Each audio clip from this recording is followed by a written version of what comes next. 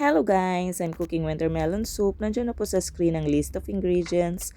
At prepare po natin yung mga kailangan po natin. Mga sangkap.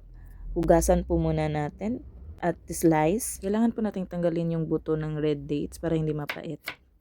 Pagkatapos po, hugasan lang po natin ulit para malinis ang ating pagkain.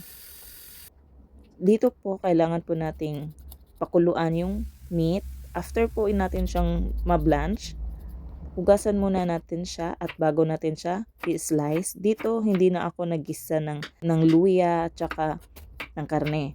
Boiling process po yung gawa ko, kaya haluin lang po natin lahat ng ingredients at pakuluan ng 45 minutes in medium fire. Add salt to taste, then pwede nyo na po siya i-serve. Thank you for watching. Hope you like and subscribe for more videos. Bye-bye!